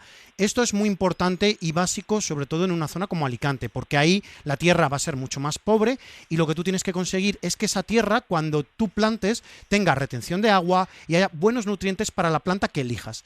Y luego, ¿qué es lo que hay que hacer? Evidentemente, elegir planta muy adaptada a tu terreno. Lo que no podemos hacer es querer plantar fucsias en un Alicante. Pero hay plantas que huelan para este terreno, porque él quiere un jardín que huela. Bueno, ahí lo que hay que hacer, Ángels, Pedro, es elegir plantas aromáticas. Tenemos uno de los entornos más maravillosos en cuanto a plantas aromáticas en el mundo. De hecho, es envidiado por otras regiones más norteñas, como Reino Unido, por ejemplo, porque tenemos una gran cantidad de plantas aromáticas, véase el romero, la lavanda, en muchas especies, porque no solo tenemos el romero normal, Salvia rosmarinus, sino que también tenemos otros romeros también autóctonos, tenemos varias lavandas, tenemos la planta del curry, que viene un poquito más de lejos, pero también nos sirve, tenemos muchos tomillos, tenemos mentas incluso, entonces son plantas que se van a adaptar bien a nuestro terreno y que nos van a dejar ese aroma. Luego podemos inocular en ese jardín también, por decirlo de alguna manera, plantas de otros entornos mediterráneos. Tenemos entornos mediterráneos chilenos, australianos, y esas plantas también se van a adaptar perfectamente a nuestro Mediterráneo español. Así que yo lo que te recomiendo es, primero, que te hagas con un buen vivero, un buen viverista que te recomiende plantas autóctonas que sean adaptadas a tu localidad, sea Alicante o sea ese lugar más norteño. Yo ahora no te puedo decir en antena qué viveros hay, pero hay varios en España que trabajan mucho la planta autóctona, muy adaptada a esos terrenos tan áridos. Y consulta su catálogo, ve a ese vivero si pudieras, y si a lo mejor lo que quieres es comprar más local, sondea los viveros de la zona. ¿Te parece, Pedro? Perfecto. Venga, muchas gracias. Pues a tener un jardín que huela, un jardín aromático. Muchísimas gracias a ti. Un beso. Oye, yo te quería preguntar también por esas plantas que a veces vemos en los comercios, que uno entra y otra vez, como que llevan años en la misma maceta, pero sobreviven. ¿Cómo lo consiguen? Es como lo que me decías un día, que decías, no, sí, hay gente que tiene planta ahí en la terraza o en el jardín que no la ha abonado en su vida y siguen viviendo. Estas de los comercios, que además es un entorno... Bueno, y sobreviven ahí las plantas. Sí, bueno, esto lo comentaba un día con Sebe, ¿no? Me contaba cómo había visto unas plantas en una panadería y estaban ahí sobreviviendo. Y no eran de plástico. O malviviendo. No eran de plástico. No eran de plástico, además, pues bueno, normalmente se nota porque están un poquito más desgarbadas, ves alguna hoja más amarillenta, alguna cosita un poquito que no es tan plasticoso. Y bueno, lo consiguen pues porque primero son plantas increíblemente resistentes, ¿no? Son plantas que van a hacer frente a situaciones de estrés de una manera pues de medalla de oro. Son unas verdaderas campeonas olímpicas. Normalmente, ¿qué plantas son las que vemos en estos entornos? Pues los potos. ¿Quién no ha visto un poto? Yo siempre recuerdo la estación de Méndez Álvaro. Ahí hay un lugar que no puedo decir por seguridad nacional qué es. Hay una puertecita que a veces está abierta, es de la policía. Y tuvieron un poto durante muchísimos años en un entorno que estaba totalmente cerrado y solo tenía una bombilla encima de él. ¿Y el poto sobrevivía? Yo lo veía continuamente porque iba mucho a la estación sur y cada vez que pasaba y tenían la puerta abierta, pues veía ese poto que tenía pues su vigor, tenía unas hojas verdes, es verdad que no salían variegadas con ese color amarillento marfil que tiene a veces, pero estaba vivo. Entonces, bueno, pues son plantas de pues especies como el poto que acabo de mencionar, los singonios, por ejemplo, la sansevieria, que es esa Dracena trifasciata, como se le llama actualmente, los troncos del Brasil, que hemos visto muchas veces, o esta que tenemos, por ejemplo, encima de la mesa, este Aglaonema, ¿no? Ese Aglaonema Silver Queen, que es, pues, una planta también muy resistente. Pero a pesar de que sean tan resistentes, sí que les recomendamos un poco que la saquen a pasear alguna vez o que les pongan un abono o algo, ¿no? Exacto. Bueno, a ver, lo que, vale, está bien claro, son plantas que necesitan muy poco para vivir, pero oye, si le damos un poquito de empuje, si le damos una alegría, estarán mejor. A mí me hace mucha ilusión cuando yo veo, ¿sabes cuando vienen esos días de lluvia, que está lloviendo por la mañana? Y hay gente que saca las plantas fuera. En la peluquería, en los bares, y las saca fuera, que es una cosa muy divertida que a mí me encanta, ¿no? Casi como que dicen, está ahí la planta como en un lugar, es como cuando ves un gato en el metro, ¿no? Y dices, mira, está flipando porque dice, ¿qué hago yo aquí en medio de toda esta Pues aunque tengan ustedes comercio y tengan este tipo de plantas que sobreviven a todo, pero démosle un poco de alegría de vez en cuando. Oye, hablando de alegría, con este calor que está haciendo estos días, ¿cuándo regamos? ¿Cómo regamos? ¿Cómo estás regando tú la terraza? Bueno, como sabes, desde hace un par de meses ya instalé el riego automático, ¿no? en nuestra terraza, lo que nos facilita mucho la tarea. Hemos pasado de estar regando durante 1 hora y algo a que ahora toda la terraza se rega en unos 7 minutos, ¿no? Está dando saltos ahí en control, porque, oye, aunque tengamos un riego automático, no hemos dejado de regar a manguera. Seguimos regando con la manguera. ¿Cuándo? Pues los viernes. Normalmente damos un riego de apoyo siempre para que esa el fin planta, de semana. Exacto. Y todo el cepellón, todo ese conjunto de tierra y de raíces se esté hidratado pues en la totalidad, ¿no? Porque cuando tenemos un riego por goteo solo se hidrata pues donde cae ese goteo y un poquito alrededor. Entonces, bueno, lo que hacemos nosotros es siempre regar a primera hora del día, ya sea con el riego automático, que está programado a las 6 de la mañana, o Sebe, que en cuanto viene por ese viernes pues lo suele regar también a primera hora. Vale, pero si no tenemos riego automático, porque no tenemos tantas plantas en un jardín tan complejo como tenemos nosotros en la terraza, ¿cómo y cuándo regamos ahora? Bueno, está claro que de elegir, que siempre se oye y eso lo hemos oído muchas veces, oye, ¿por la mañana o por la tarde? Al atardecer, siempre por la mañana. Es algo que recomendamos siempre, ¿no? En los invernaderos, en los viveros, lo ideal siempre es cuando regamos a primera hora de la mañana. ¿Por qué? Porque así ya la planta se despierta acompasada con los rayos del sol, con la subida de luminosidad, y es cuando ya tiene el café preparado. Exacto, tiene que tener el café preparado. El café por la noche pues le va a hacer menos falta. ¿Por qué? Porque se va a ir la luz. Claro, se va a dormir. Y la planta no va a tener el mismo proceso metabólico que por la mañana. Cuando regamos además por la tarde, se va a estar evaporando durante muchas horas ese agua, si estamos pensando. O sea, mejor regar por la mañana. Siempre. Nosotros regamos por la mañana, siempre. ¿Y hay que regarlas muy a menudo o como siempre, en cuanto vemos que le hace falta agua? Bueno, en un exterior regamos todos los días ahora en verano. No nos podemos olvidar. Aunque notemos la tierra un poco húmeda. Aunque notemos la tierra un poco húmeda, porque quizás nosotros apreciamos una ligera humedad que si el día avanza y alcanza pues 40 grados de temperatura, puede que esa humedad dure muy poco y puede que se vea comprometida la planta. Tenemos siempre que estar pendientes. Es verdad que con plantas suculentas, estilo cactus u otras compañeras, nos podemos olvidar también en el verano. Yo he tenido terrazas de clientes con plantas suculentas como los cactus en el verano, que durante un mes no han recibido nada de agua y los cactus han sobrevivido perfectamente porque están evidentemente adaptados. Pero una hortensia, una caléndula, un rosal, no lo vamos a poder dejar sin nada de agua. durante ni siquiera un día. 40 grados de temperatura, 35, 30 es mortal. No tengamos temor de pasarnos con el agua. Si drena bien la maceta y eso, no hay problema. Exacto, porque nosotros vamos a tener siempre un sustrato profesional, un buen sustrato que va a retener la cantidad justa de agua y, como muy bien dices, esa maceta tiene muchos agujeros de drenaje. Fíjate este rosal cepeti, lo que tenemos aquí en la parte de abajo, es una maceta profesional. Tenemos agujeros a varios niveles de altura para que la maceta drene muy bien el agua. No, ni siquiera es uno, son varios, entonces no nos vamos a pasar nunca. Vale, ¿y qué hacemos con las plantas de interior? ¿También las regamos mucho o las plantas de interior sufren menos el calor? Lo que tenemos que hacer es, ahí ya no tenemos que regar todos los días, porque entonces nos podemos pasar. Tenemos que seguir observando. El riego es una de las cosas más complicadas, pero a la vez más sencillas que hay en la jardinería. Hay que observar. Y esa observación no la sustituye ninguna aplicación de momento, porque la observación de ese ojo humano experimentado para las condiciones de tu casa, además. Yo puedo tener muchas plantas de interior en mi casa y se me dan genial. Voy a tu casa y las plantas tienen otras condiciones de riego. ¿Por qué? Porque tiene tu casa otra orientación, porque has utilizado otro sustrato, porque tienes otras plantas, porque hay variables que no se pueden ajustar a una regla única. Hay que observar. Entonces, en las plantas de interior seguimos observando. Si el sustrato se seca, en la parte superior, sobre todo en el primer tercio, 2 tercios, es cuando ya pasamos a regar. Mientras tanto, no. Es cierto pero que si ahora nos lo pedirá más veces ahora en verano. Justamente. Ahora mismo las plantas de interior necesitan mucha más cantidad de agua. Yo, por ejemplo, las que tengo en casa en interior, yo ahora hay algunas que las estoy regando hasta 3 veces a la semana, mientras que en el invierno prácticamente las regaba una vez a la semana y con menos cantidad. Ahora, en cambio, son 3 veces a la semana y les echo más cantidad de agua. ¿Por qué? Porque hay más evapotranspiración, que es la evaporación que surge a través de la planta y del mismo sustrato. Observación fundamental para el riego de las plantas. Exacto, observación. Vamos a escuchar a José Miguel desde Málaga. Muy buenos días. Hola, buenos días. Cuéntanos, ¿qué pregunta le quieres hacer a Eduardo? Pues mira, Eduardo, yo te llamo de Málaga, tengo una terraza de unos 60 metros, tenemos arriates y ahí tenemos de todo, tomillo, romero, lavanda, hierbabuena, distintos jazmines, pues por supuesto porque estamos en Málaga, en Andalucía.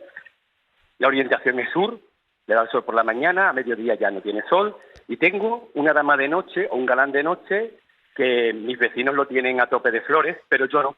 ¿Ah? Y a veces he cogido, algunos años, esto viene, la historia viene desde hace más de 10 años, he cogido, lo he quitado y he sembrado otro nuevo. Incluso sembrándolo, como decía mi madre, sémbralo cuando esté la luna en cuarto menguante, para que crezca poco y eche muchas flores. Sí. No hace nada. No tengo éxito. Bueno, No sé qué. Bueno, José Miguel, mi pregunta es, bueno, felicita a tus vecinos de mi parte y estoy seguro que también... Y róbales el galán de noche. Exacto, por la noche saltas. Bueno, y luego miras para otro lado. Cuando te vaya el vecino a preguntarte y dice, oye, ¿dónde está mi galán? No sé. Bueno, pues Sí. una pregunta, José Miguel. ¿Cada vez que vuelves a replantar ese galán de noche, es en el mismo sitio? ¿En la misma maceta? No. Es en maceta siempre. No es en maceta, sino tenemos una jardinera. Vale, jardinera de obra. ¿Vale? ¿Cómo es esa Sí. tierra? ¿Es muy pesada? ¿Es muy retentiva en agua? ¿Es muy negra? Pues no es muy negra y la compro en el vivero. ¿La No compras? es tierra del campo, sino yo la compro en el vivero. Y Hago mezclas con las tierras. Sí. Y otra pregunta, José Miguel. Cuando tú plantas ese galán de noche, ¿le entierras los tallos o lo dejas al mismo nivel que traía la maceta en el fuera. vivero? Fuera. Y otra observación que tengo.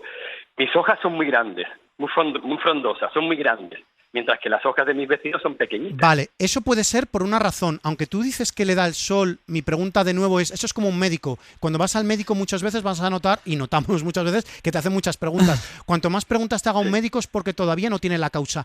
¿Le da el sol directo durante muchas horas o solo una parte de la mañana y luego está sombreado por otras plantas más altas o por un murete? Pues por la mañana sí le da el sol, por la mañana a las 7 de la mañana ya amanece. Sí. Estamos en orientación sur, Ajá. está dando el sol y a las 12 de la mañana ya deja de ser... Claro, deja ahí de está la tener sol. causa. Vale, el Ah. galán de noche es una planta que necesita de muchísima cantidad de sol directo para florecer abundantemente. Entonces, cuando yo veo un galán de noche que florece mucho y profusamente, ¿dónde está colocado ese galán de noche? A pleno sol. Está recibiendo Muchas horas. muchísimas horas de sol directo. Es una planta que es muy florífera, sí, pero necesita gran cantidad de sol. Mi consejo es, replanta ese galán de noche, sácalo un poquito más hacia afuera o colócalo en un sitio donde le dé más sol, no tanto el de las horas de la mañana, sino horas centrales del día hacia la tarde, porque entonces notarás como muy probablemente ese galán de noche te florecerá. Y acompáñalo de un buen abonado rico en fósforo y en potasio. Abono, por ejemplo, de tomates, le va genial, porque es muy concentrado en fósforo y potasio. Pues, y hacéis una competición con tu vecino. La razón por la que tiene las hojas más grandes es porque tiene menos horas de sol. Claro, que hay que darle el sol, decía, me da hasta las 12, no, a lo mejor es a partir de las 12 cuando tiene que dar el sol pleno. José Miguel, muchísimas gracias. Gracias. Hasta luego. Oye, que me traías una flor de nenúfar, pero ya hablaremos de ella la semana que viene, porque cada mañana veo yo que están ahí los nenúfares con sus flores. Una cosa, porque como decíamos que lo del regar es observación, muchas veces le damos así a la tierra todo el rato. ¿Le hacemos daño? O sea, bueno, yo siempre recuerdo... todo el rato pones el dedo, pero claro, si lo haces todos los días para ver si el agua necesita... Yo siempre, bueno, eso es una cosa que comentábamos un día también Sevillo, como, bueno, un día una clienta, yo fui a su jardín de macetas en el interior y de repente me decía, dice, oye, que es que mis plantas no crecen, digo, vamos a verlas, porque nunca había entrado en la galería donde tenía todas las macetas. Bueno, yo cuando vi las macetas, yo no me lo podía creer. Era una especie como de piedra, el sustrato, de roca, y yo no me lo podía creer, pero digo, ¿qué haces con esto? Y dice, mira, pues yo toco así. Y claro, cuando me dijo, yo toco poniendo así, el dedo y apretando. Bueno, es que eso era una máquina de prensar. El dedo lo tenía totalmente adaptado. Bueno, era una piedra. Entonces, claro, las raíces de las plantas no crecían. Así que colocar el dedo está muy bien. No hace falta apretar. No hace falta compactar, no hace falta dejar eso como una piedra. Vale, es que eso es muy importante. La semana que viene más. Con los nenúfares. Hasta mañana. Hasta luego. Hasta el viernes. Hasta el viernes. Hasta el martes. Me lías.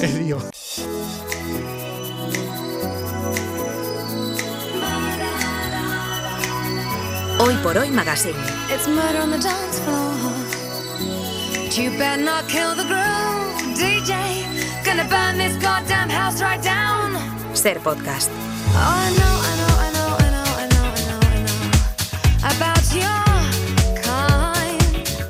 Martín Bianchi, buenos días. Buenos días. Hay una imagen que compite con otra. Hay una imagen que es la de Santos Cerdán entrando en la cárcel de Soto del Real. Pero compite con esta imagen otra que no hemos visto, pero imaginamos, que es la de un famoso saliendo detenido ¿de un McDonald's o de un Burger King? De un McDonald's. De un McDonald's. Bueno, del McDonald's de Atocha, que es como Cayetano Rivera. Es el que está en la glorieta de Atocha.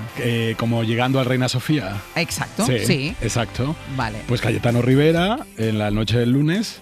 O sea... ¿Madrugada? ¿La madrugada del lunes al martes? No, del domingo al lunes. Del domingo porque al lunes. La noticia saltó ayer por la tarde, exacto. Exacto, estaba en un McDonald's a las 2:30 de la mañana. Parece ser que se puso violento, según la policía, con unos empleados del McDonald's.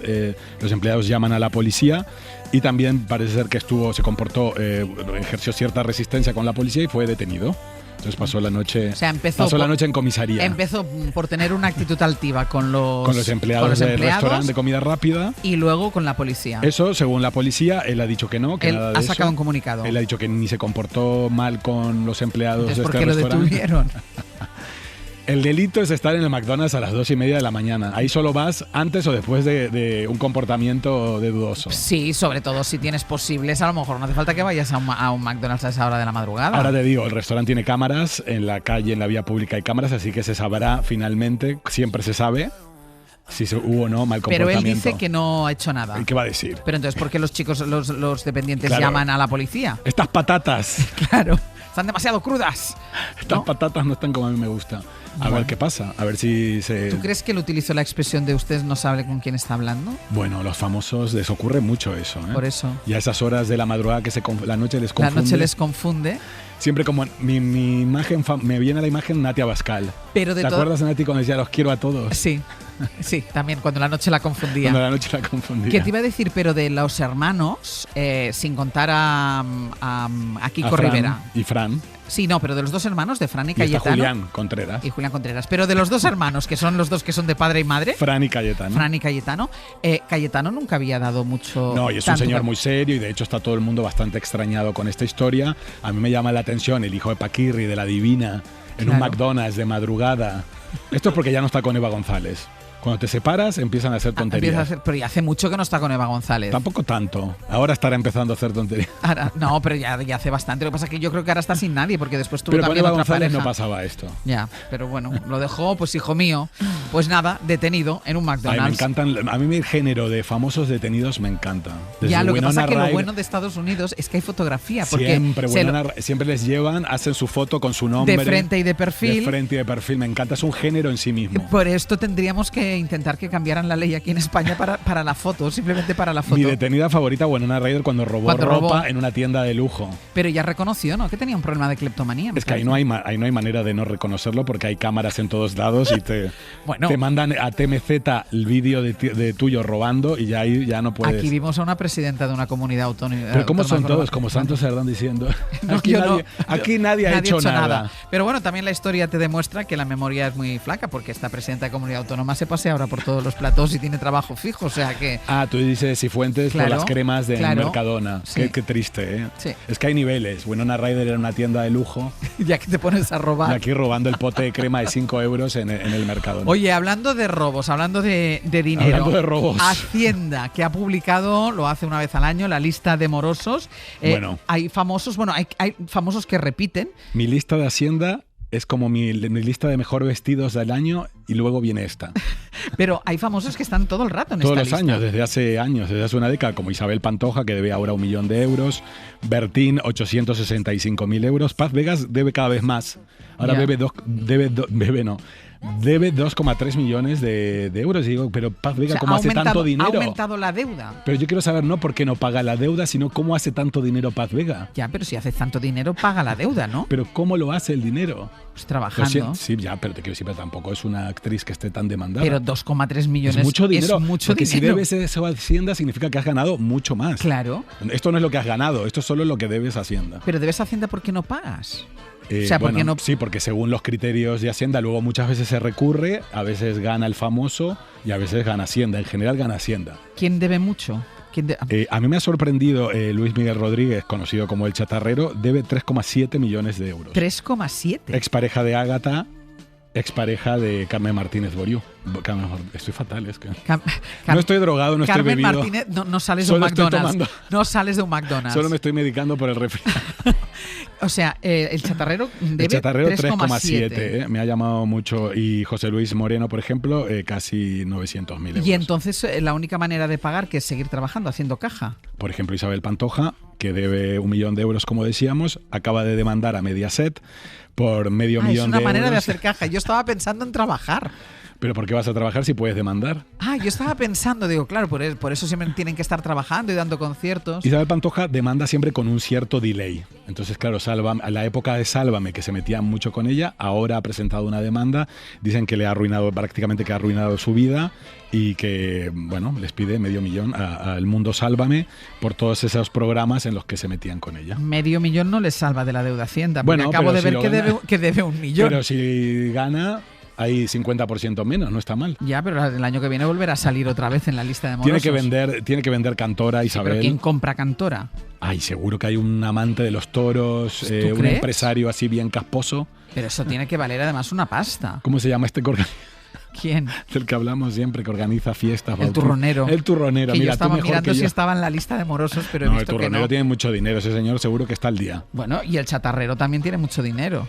No sé si tanto, ¿eh? El turronero yo creo que tiene más dinero. El turronero, el chatarrero. Pues yo me imagino al turronero comprando Cantora por 1 millón de euros y salvando a Isabel de todos los problemas.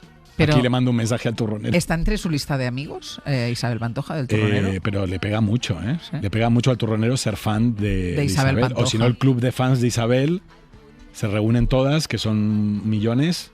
Y con 1 euro, pero esto ya lo decía Lola Flores. Lola, pero bueno, claro, esto lo decía Lola Flores. Pero si se aplica, realmente se resuelven los problemas de las estrellas. Oye, Isabel Pantoja, que por cierto ha vuelto a ser abuela, pero no conoce a su nieto. Isapi y Asraf han tenido un niño, el pequeño Cairo, y todavía no lo ha conocido Isabel Pantoja, y además Isapi no quiere saber nada de... Pero ni ha llamado a su hija para decir... No se habla, pero no se habla tampoco con Kiko, no se ve no ve a los nietos... Pero el tema aquí es que tú puedes no hablarte con un familiar y no te hablas ni lo ves, pero claro, ellos están todo el rato en la tele, con lo cual... Sí, los ves todo el tiempo. ¿no? Y ves que hablan de ti todo el tiempo, que te ponen a parir. Incluso puedes ver imágenes de tu nieto al que no conoces. Pero yo solo por no ver a mi hija poniéndome a parir en la tele. Ya. Aunque no quiera verlos, voy, les mando un regalo, una cartita. Bueno, y acabas con esto y así ya no hay nada más que hablar. Sí, Isabel Pantoja, no te pierdas estos momentos de tus hijos que no se van a recuperar. Herencia millonaria. No están en la lista de morosos. No, estos no. Pero la herencia del naviero Fernández Tapias, más conocido como Fefe, que también tiene tela marinera. ¿Qué ha pasado aquí? Bueno, yo enhorabuena a Nacho Gay, el jefazo de Vanitatis, que ha dado esta exclusiva. Parece ser que los 5 hijos mayores de Fernández Tapias, que habían sido desheredados por el naviero, acusados de maltrato psicológico cuando él estaba en vida, sí, han presentado ante la justicia su demanda para impugnar, digamos, el testamento y, o sea, recibir lo que es la legítima. Porque a ellos no les toca nada, después de haber sido desheredados, ni la legítima. Claro, por maltrato psicológico puedes desheredar a un hijo, entonces hasta ahora no tienen nada. Nuria González, viuda de Fefe, ha heredado todo, tiene la administración de todos los bienes, tiene el tercio de libre disposición, el tercio de mejora. O sea, vamos, la mejor herencia del mundo es esa. Entonces, claro, ahora los 5 hijos mayores, que son de matrimonios anteriores, quieren lo que ellos consideran que es suyo. Pero desheredó a todos los hijos menos a los que tuvo menos a los que tuvo con Nuria. Son 2. Pero los 5 mayores no han recibido nada de momento. Nuria además heredó en vida la mansión de Puerta de Hierro y todo lo que hay dentro, que no es poco. No son muebles de Ikea. Ya. Entonces, ni láminas en los ni láminas en ahí las hay paredes. Obras de gran valor, en fin. Entonces va a ser un juicio importantísimo. ¿Y la viuda qué dice? La viuda solo ha enviado un comunicado a EFE diciendo que ojito con lo que se dice en los medios de comunicación de este caso porque puede demandar. Pues cuidado, Martín. Es que ¿por qué no empiezas por ahí? Yo encima es una de las mejores amigas de Isabel Preisler. Basta que se junten las dos. Pero haber empezado por aquí no hubiéramos tocado este tema. Pero no he dicho nada malo. Bueno, solo estamos haciendo una descripción lo has objetiva.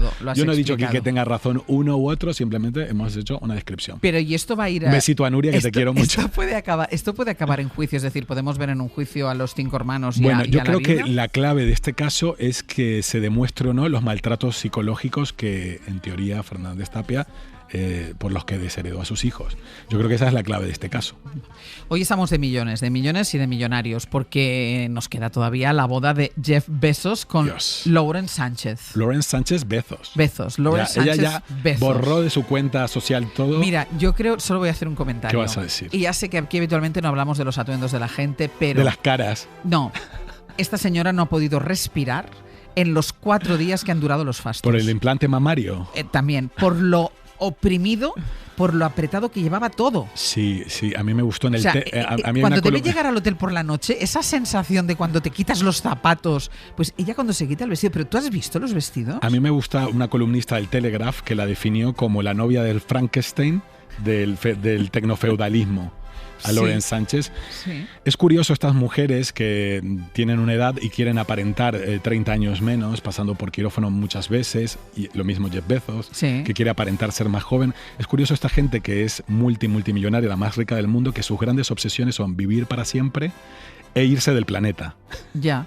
Quiero decir, eso dice mucho de estos señores feudales que nos gobiernan ahora mismo, que lo único que quieren es ser jóvenes pues y dejar habría el que planeta. Decirles que de momento no van a vivir para siempre. Ni tampoco pueden irse del planeta, porque los cohetes de Elon Musk explotan. Van explotando. Entonces, señores, a ver si se preocupan por el planeta Tierra, por nosotros, por hacer un mundo mejor. A mí me sorprendió mucho, insisto, el vestuario de la novia, en todos los vestidos que vi, y el de algunas invitadas a esa boda. Bueno, las Kardashian iban todas en pelotas. Bueno, y no en pelotas. Pero es verdad que hacía un calor africano, o sea, y que había... Con todo mi respeto a los polígonos, que yo voy mucho a los polígonos, a las tiendas de los polígonos, a las tiendas de los polígonos. Me gusta. Pero ¿llevaban unos atuendos? Era todo, es verdad que había carnaval de Venecia, pero cada uno lo interpreta como... Es que podían ser marcas, seguro que todo valía miles de... No, llevaban todas unas joyas carísimas, unos trajes de alta costura increíbles, pero es verdad que pero todo... había poca clase. Todo parecía pobre. Claro, es que había poca clase. Bueno, o sea, había mucho dinero, pero poca clase. Es que no había clase. Ivanka Trump, en fin, era todo terrible. Me quedo con una columna hoy de Raquel Peláez en El País que decía que curioso, ¿no? Que el señor que ha acabado con el comercio, como lo conocemos, que es Bezos se casa en Venecia, la cuna del comercio. Claro. Mira y me gustó muchísimo bueno, ese comentario de Raquel, me quedo con ello. La verdad que es una contradicción todo que la gente más rica del planeta tenga tan poco gusto y que todo parezca tan barato. ¿En serio? O sea, pues seguro que todo valía muchísimo dinero, pero era todo de un ordinario. Me recordó a gran frase de Dolly Parton, que siempre dice Dolly Parton, que se necesita mucho dinero para parecer tan barato. Sí, pues era un poco eso. Y luego era un poco fiesta del turronero en el sentido de que solo había famosos en esa fiesta. Era un poco fiesta de disfraces y me llama la atención que solo estaba en plan Ivanka Trump, Blas Kardashian, Oprah Winfrey, Orlando Bloom, y digo yo, ¿no tienen un amigo filósofo? Un amigo escritor. Sí, hasta una prima, la del pueblo. No, eran toda gente, y hay muchos artículos este fin de semana en la prensa anglosajona de este tipo de bodas como las de los duques de Sussex, de por qué esta gente tan rica y tan poderosa invita gente a la que probablemente ni conozca.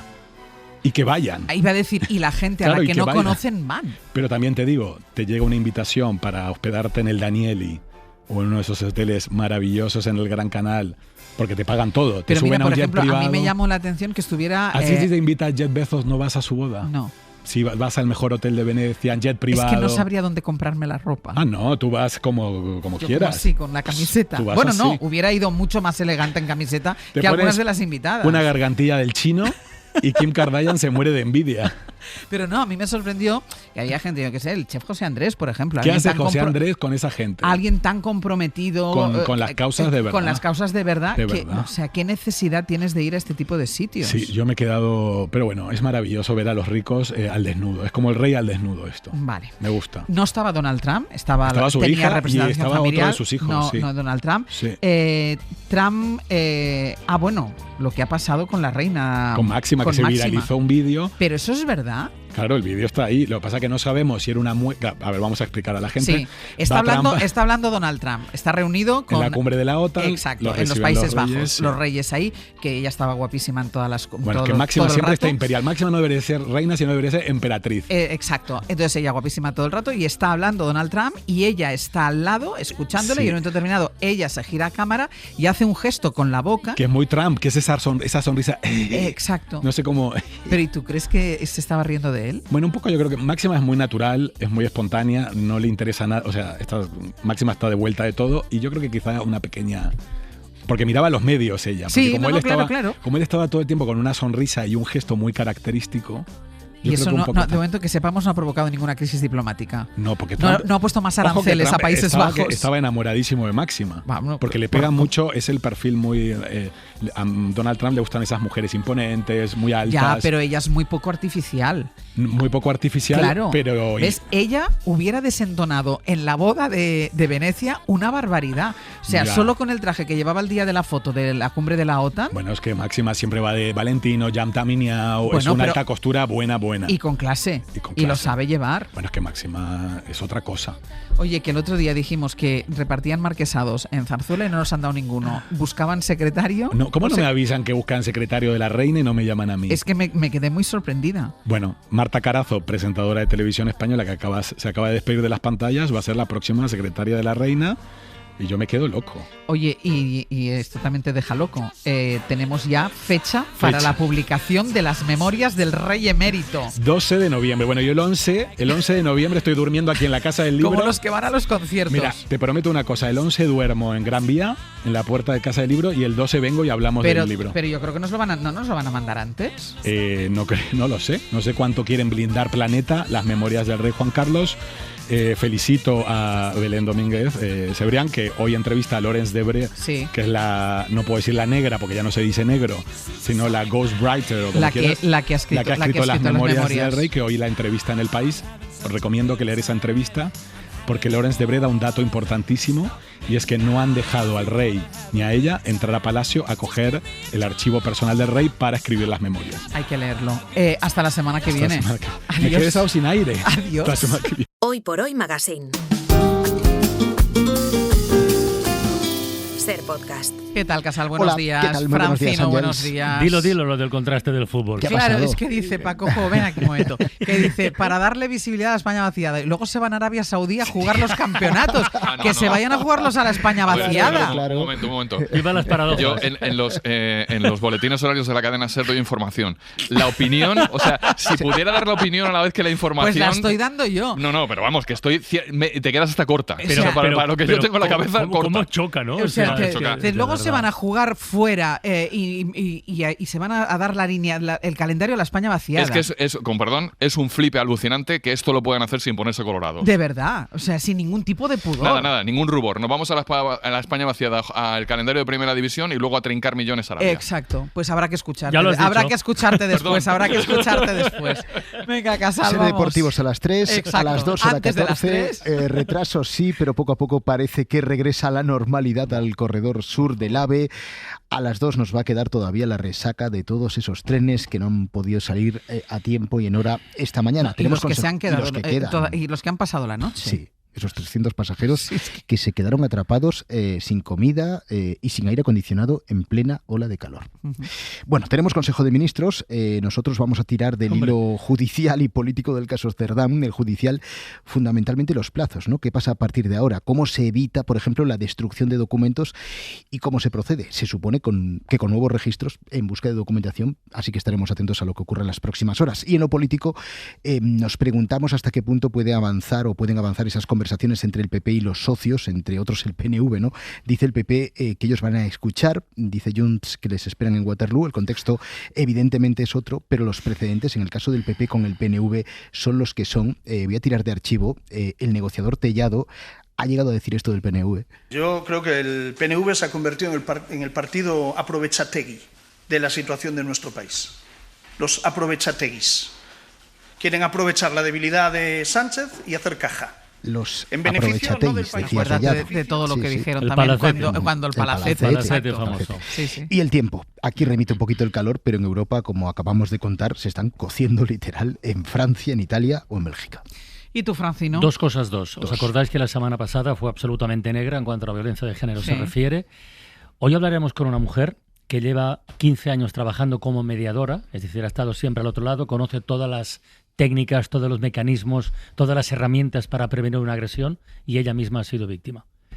Y nos contará su historia que merece mucho la pena conocerla. Y en la ventana de la tele, Los sin nombre, que es esta serie de Pau Freixas, que recoge la herencia de una peli de Jaume Balagueró, donde una niña desaparece en circunstancias muy extrañas y al cabo de 7 años su madre recibe una llamada.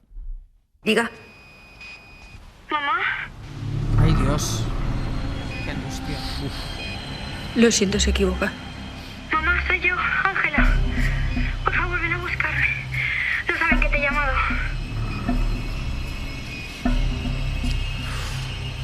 Mi hija está muerta. No, mamá. Tienes que venir. ¿Dónde estás? ¿Quién eres? ¿Por qué me estás haciendo esto? ¿Que no te acuerdas de mí? El Principito, mamá. Lo más hermoso de él no es lo que veo.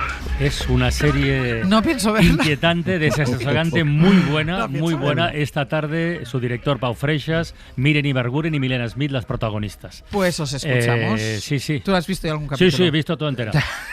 Sí. No sé si voy a ver. Los sin nombre. Venga. Pues os escuchamos a los dos. Adiós. Hasta luego. Another sunny day, we'll pick 11 for football. We're playing for our lives, the referee gives us fuck all. I saw you in the corner of my eye on the sidelines. Your dark mascara beats me to historical deeds. Qué bien, qué verano es esta canción. ¿De qué habéis estado hablando? ¿Qué me contáis? Pues mira, hemos estado hablando, yo que me meto siempre en líos. No me digas, Pepe, no me digas. Entonces hemos estado hablando de un momento que tuvimos en la terraza ¿sabes que después de comer aquí vamos a la terraza, nos tomamos el café a pesar del calor? ¿Qué quieres decir? Calla. Pues eso. Tampoco es muy difícil. Y nada, pues estamos hablando de las fiestas de los pueblos y a mí se me ocurre decirle a Silvia, nuestra compañera que está de becaria de hace un mes aquí, pues le dije, oye, las de Pegala, ¿cuándo son? ¿Pegala? Porque ella es de Pegalajar. De Pegalajar.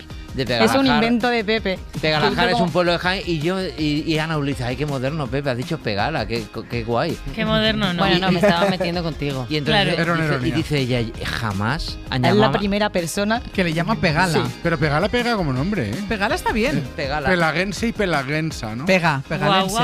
Entonces, claro, todo el mundo sorprendido, ¿pero qué hace? ¿Cómo acortas el nombre del pueblo? Digo, no, es que los nombres de los pueblos largos se suelen acortar. No, es que vas de moderna, Pepe, y lo que pasa es que vas de moderna y dices Pegala a Silvia, pero que es otra mi pueblo moderna que de es la vida, Casa como yo. Arabonela, en la comarca nadie dice Casa Arabonela, dicen Bonela.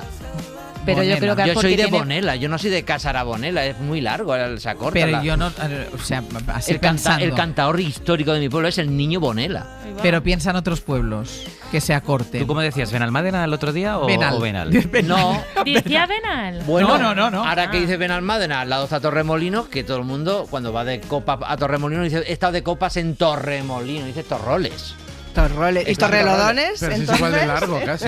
No, que se está metiendo en un lío. Bueno, Barcelona Ya se te dice digo. Barna. Barna, Sí. Barcelona dice mucha Sí. gente Sí. Barna. Pero ¿Se lo no hay, inventaste también Me voy tú, a Barna. pero no hay muchos ejemplos. Sí, yo no. Barcelona sería uno. Está todo en la cabeza de Pepe. Totalmente. Yo tengo que decir en favor de Pepe que cuando yo era pequeña jamás se decía, o sea, siempre se decía Tenerife y ahora empiezo a escuchar a gente que dice Tene.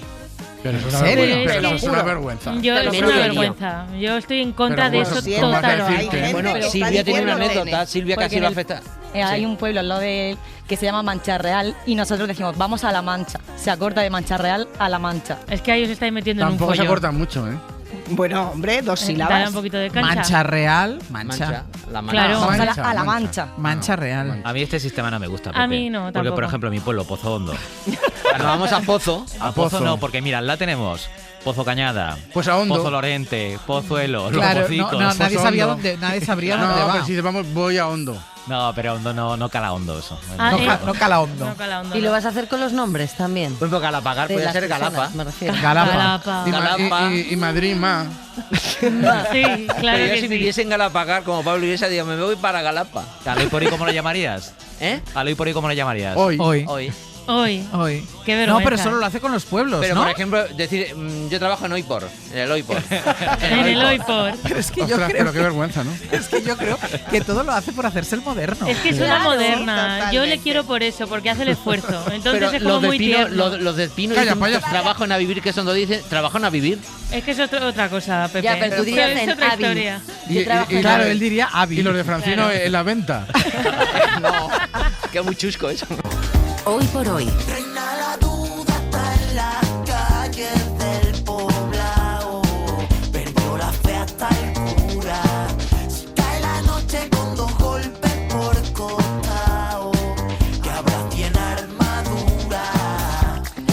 Vamos, Ana, con el último compás. No, con el compás. Con el ul. Con el ul. Vamos con el ul. Pues mira, que va a ser porque, bueno, y es martes, hemos tenido visita de nuestro superhéroe, el único que podría plantar un geranio en la Antártida y que eso tirase. Seguro. Que para Pepe será Eduardo Barba, Ed. ¿no? Ed. Pepe, Ed. ¿te va bien? Podemos contar una anécdota con Usle también, pero bueno. Así es verdad. Vamos a dejarlo por ahora aquí. Y que Eduardo ha intentado que para los auténticos mendrugos, que para los que todavía aún no sabemos regar las plantas en el exterior, por favor, esto es lo que hay que hacer en verano. Memorizadlo.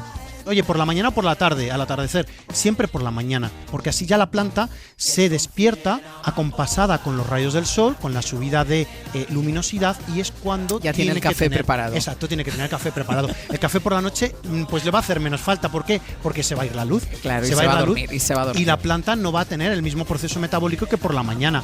Cuando regamos además por la tarde, se va a estar evaporando durante muchas horas ese agua. En un exterior regamos todos los días ahora en verano, porque quizás nosotros apreciamos una ligera humedad que si el día avanza y alcanza pues 40 grados de temperatura, puede que esa humedad dure muy poco y puede que se vea comprometida la planta. Hay que observar, y esa observación no la sustituye ninguna aplicación de momento. Hay que observar. Lo que pasa es que si madrugas mucho, Eduardo Barba, es complicado regar las plantas por la mañana. Antes de venir aquí las puedes regar tú, Sergio. Sí, hay que ponerse el desperta y rec a la planta. Madre mía. Y pum, Creaste y pum. un monstruo. Vamos a irnos antes de que nos hagamos daño. Volveremos mañana a partir de las 6. Les esperamos. Pongan el despertador. La que robé de la Virgen para darte a ti. será lo que me descontrola.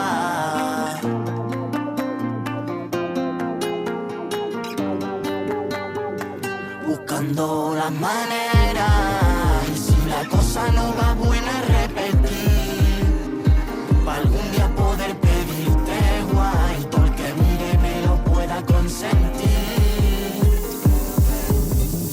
Que son 100 amapolas las que robé de la Virgen para darte a ti. Será lo que me descontrola. Que son 100 amapolas las que robé de la Virgen para darte a ti. Será lo que me descontrola.